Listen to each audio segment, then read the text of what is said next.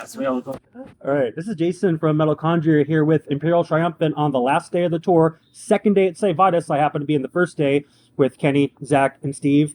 Let me know, what was the first day like? But it was. I thought the crowd was really receptive, sold out to the point where, like, even during the ambient outros, the instrumentals, no one was talking to the crowd. They were just like waiting.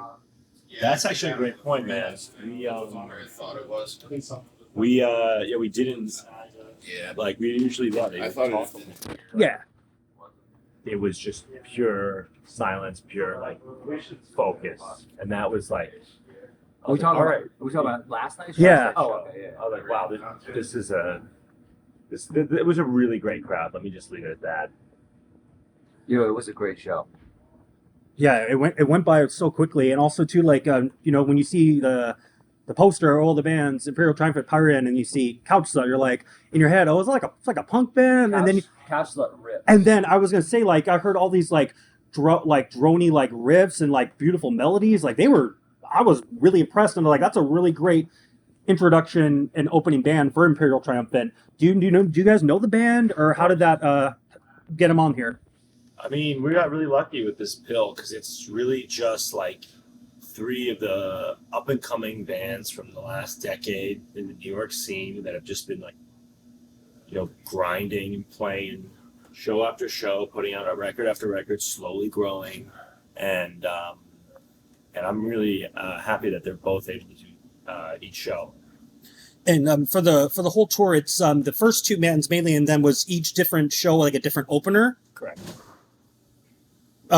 Was that like for the band's choice, or is that something like the label? Is that like something the band gets to choose, or is that something like the label kind of lets you know, oh, you're going to pick there's going to be a different opener each? It's a local support, which is a typical protocol for when you're on the road. Like, you pick up a band that's local. Sometimes the bands will reach out to us, hey, can we open for you? And usually, the answer is yes. Sometimes they're friends of ours. Like in Chicago, exactly. we had a band that was a friend of ours, and just goes like that, It seems better that way too, because you're getting a different flavor each night, different crowd for a different band, different kind of genre maybe, and then like I don't know, the band can see different perspectives of this band. Like I don't know, just changes the mood of the tour. I would imagine, right? It has to be a positive.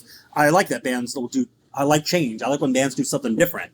It was pretty diverse. I mean, we ate a lot of barbecue also, which was very important. It's a barbecue tour. Yeah. What was the best place? Texas, Missouri, or did you have a Missouri show? For me, North Carolina. North Carolina. Boy. What do you guys have? Like, what was the best? Oh, Kenny, what do you think about North Carolina barbecue we had? it was the sleeper. Yeah, The place was like, it was some weird like soda sopa complex with like some weird semi-modern, like, I don't know what the fuck thing weird commune, but like capitalist commune thing happening. But then it ended up being really delicious. So there you go. It was unbelievable. Yeah.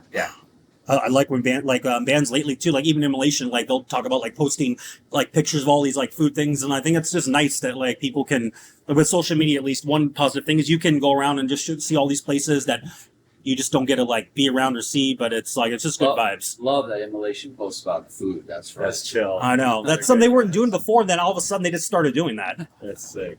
I didn't take the drum shit off the stage. Yeah. All right. Little- Be right back. Sure. Oh, no problem.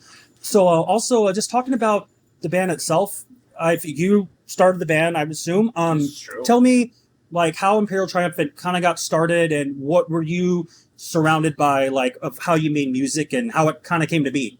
I would say it's kind of like Imperial Triumphant was just a one-man band that I started because I had no one to play with in high school. And then honestly, it was a completely different band by the time I graduated college. It was a different band, but with the same name. And I had a Pyrrhon rhythm section as my accompaniment.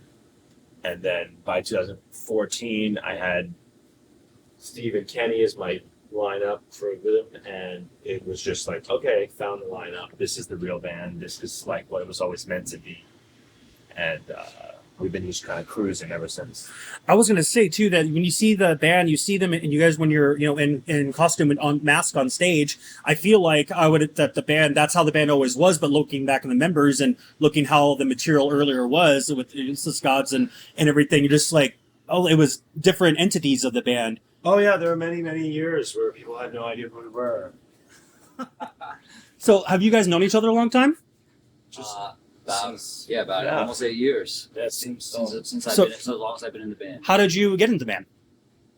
I mean, the one time in my life that I answered a Craigslist ad was an ad that he posted for a bass player to go on the road. Actually, I wasn't even to join the band; it was just to go do the tour. Yeah.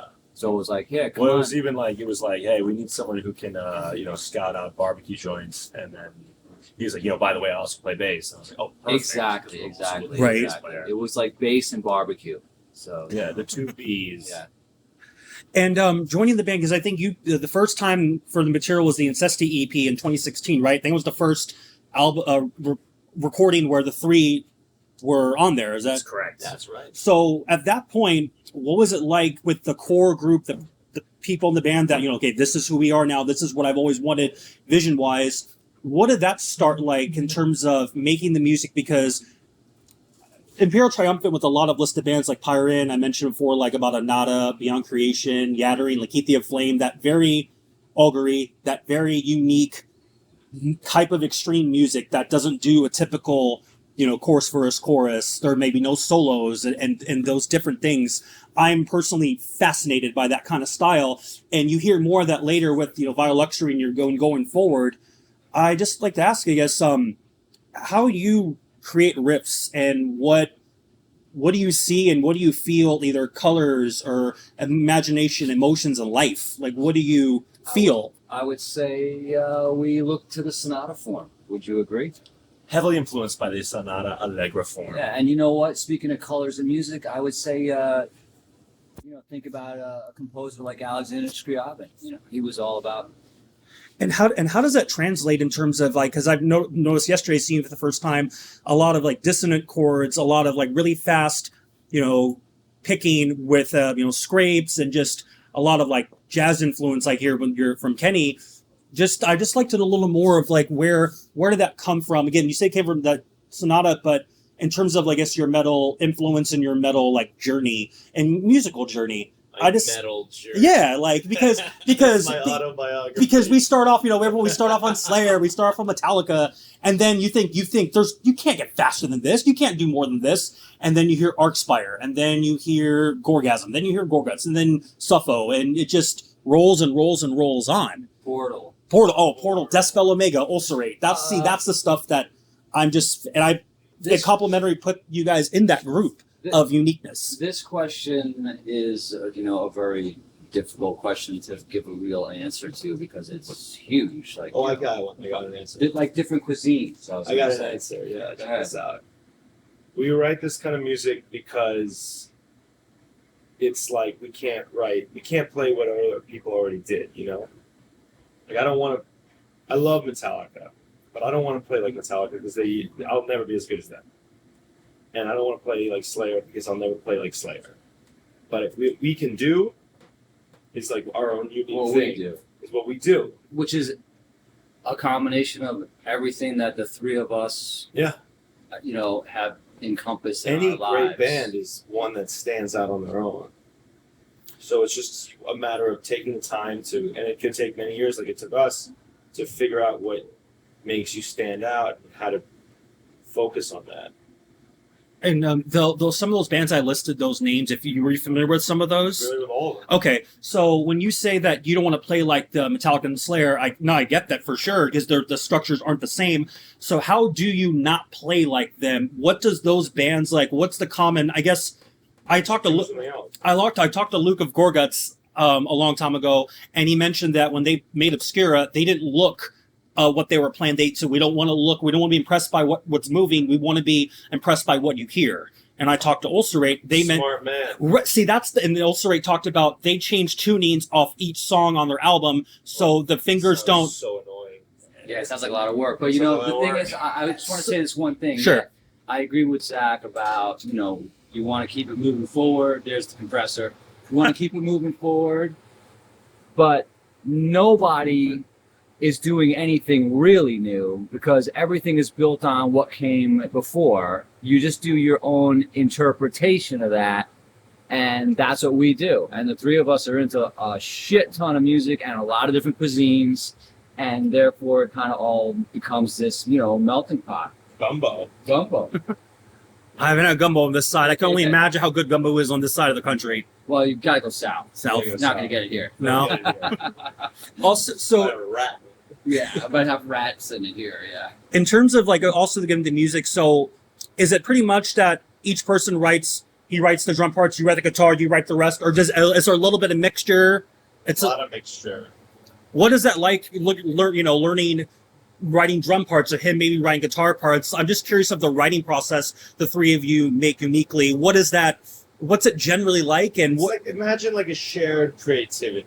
We all have like an idea of what a song could be like, and we all have a shared vision. So if I have an idea, maybe Grohowski will be able to interpret what I'm trying to say, or he'll have an idea that will be great for that, and then we'll follow that rabbit hole. You know what I mean? Okay. So like, don't think of it as like me writing guitar part. It's like Imperial Triumphant writing the song is one shared like hive mind. Based on individual components, if that makes sense. Precisely. And Like a true free market should be. that example Like what a free market should be like. A bunch of individuals that can also work together, without losing their identity. see, and talking about the live album that opened for Behemoth's special, that church show last year. I had friends who were just as excited for your show than theirs, and it was just so New York and it was just very gritty, obscure, and I think it just made such a great warm introduction for a lot of people who were just waiting on shows and everything. Tell me, was the experience as good as you want it to be? Was there anything that could have been different? Was it more anything that It could have been different if we were playing for a real crowd, but that was like an unbelievable experience, man. We're very grateful to Behemoth for inviting us to be on that. Yeah, absolutely. And It was an honor to be able to be part of that. we truly did gain a lot of new fans from it. It was a shit ton of work too, we do the work, You do the work and you get the benefits. We had great people helping us too, so we had to assemble a little team, little crew to pull that off. I would say. do you think that definitely you noticed it for this tour that happened for and people I saw you for the Behemoth Yeah. concert thing. Definitely. So it helped with merch and it just Definitely, overall definitely. that's wonderful. Definitely. Good to hear. Yeah. And I noticed too last night that because you do the piano and the other key moments, it was more of the PA. I didn't see playing. Is it just because of only special events or just? Well, there's no piano on stage, so we can't really have a grand piano on stage yet. So Okay. when that time comes, I'm sure we'll figure out how to do that. But for now, we take care of it through different means, playback, Okay. that we control. You play along too. And I'd say something I've learned personally a lot over the past couple of years is, and because I'm a guitar player, but I've always paid attention to the rest. But drumming just out of nowhere, it just unlocked for how we hear bands and just all the musicians out there. So drumming means more to me now than it ever possibly did. And talking about your drummer, speaking good timing actually. Wow, This is a good question. I was asking that the past couple of years, drumming and metal and extreme music has opened up for me exponentially, seeing things and hearing parts of how things are set up. And I have much more appreciation for drums than I ever have in my life. And hearing your style and your technique, I've learned too that your drummer in a band has to be at least excellent.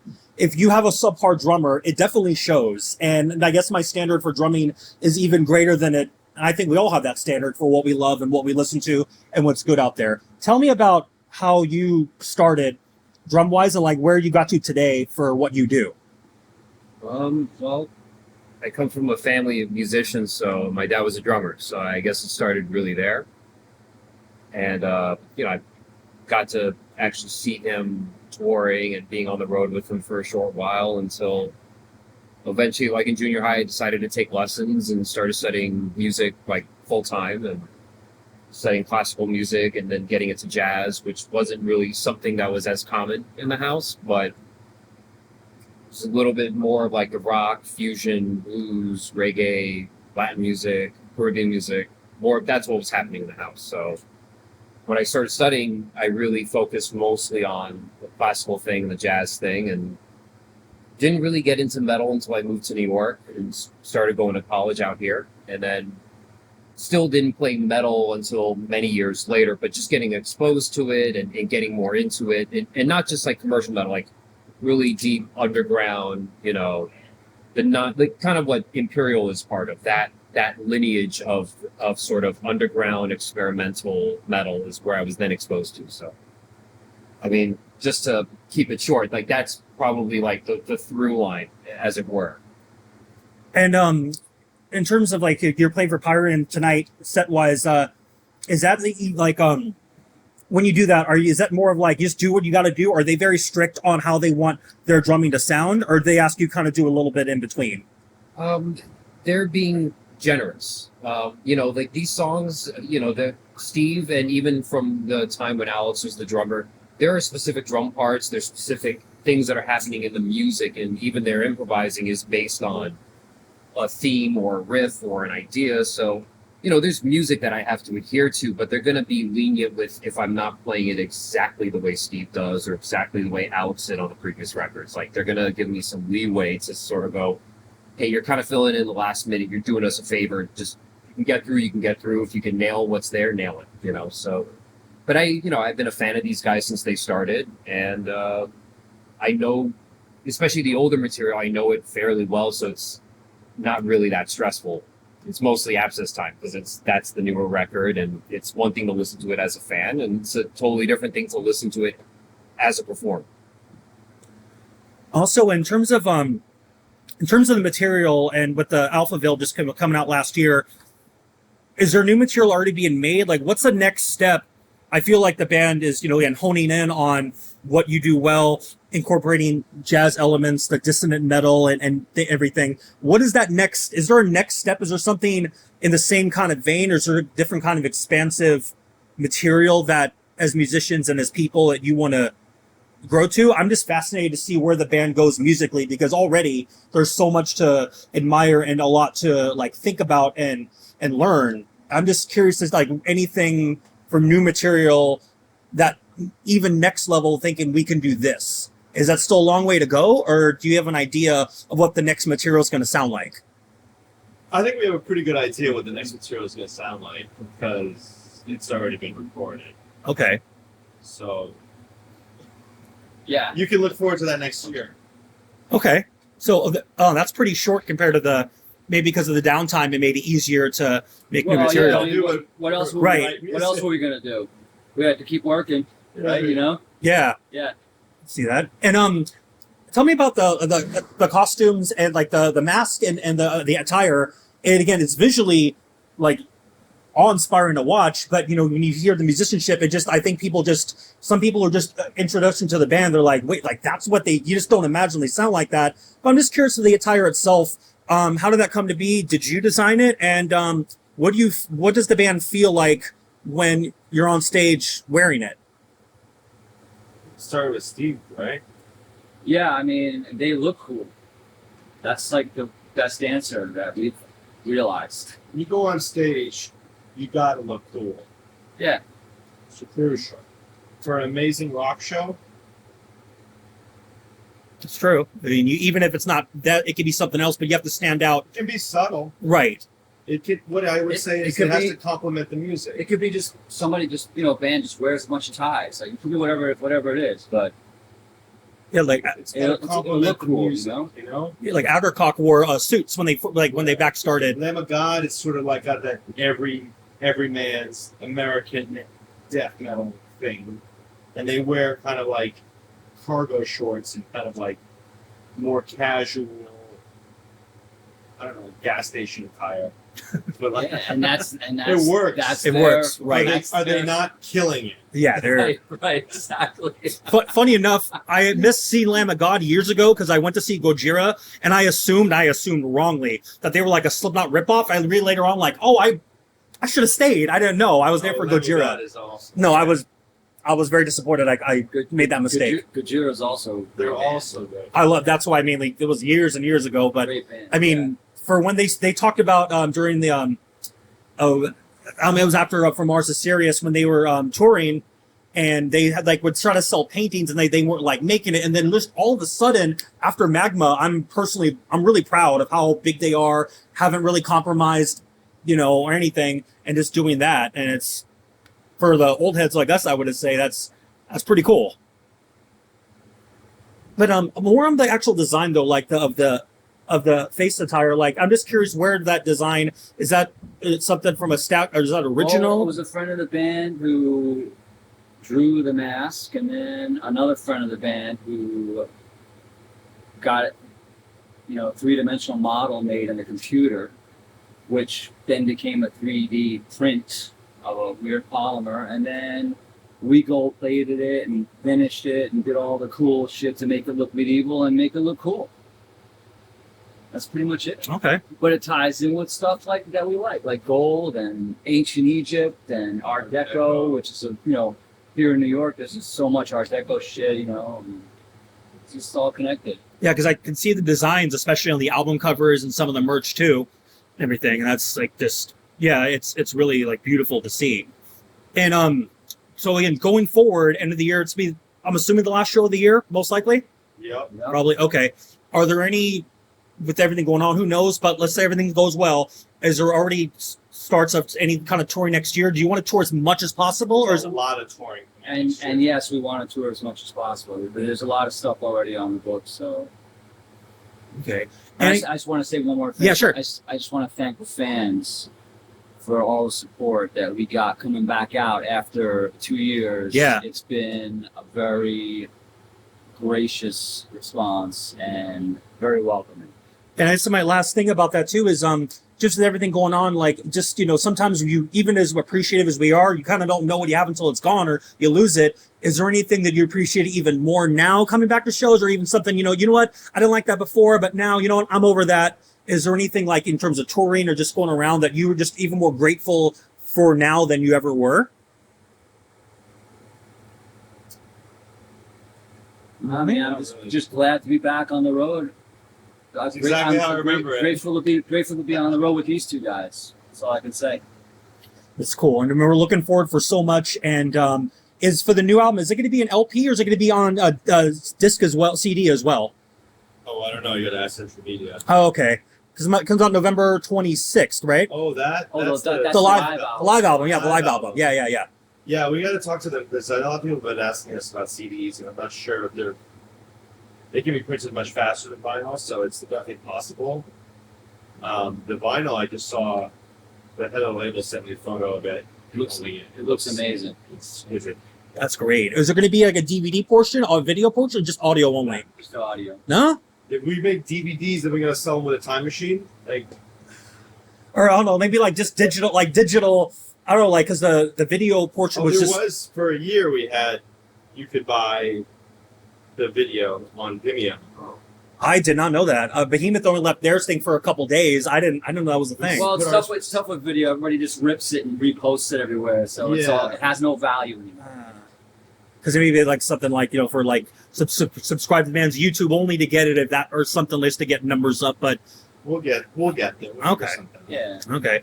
And last thing, I guess, since again for yesterday's show, same venue today, anything different, either set wise or just a different vibe, or just something? Different set. Different champagne. Yeah, different champagne, different drum fills. Different drum fills. Different for drum sure. fills. Pay attention. Probably different bass fills. Okay. Yeah, that champagne bottle, I took a picture of that. It looked legit. It looked really, really good. I think someone had a mask and then like a older, and it went through the beak of the, they missed it. And why? Just they missed a drink. So again, thank you all so much, very much for your Thanks, time. Jason. And Thank you, man. of course, yeah. And I'll see you guys a little later tonight. All right. Excellent.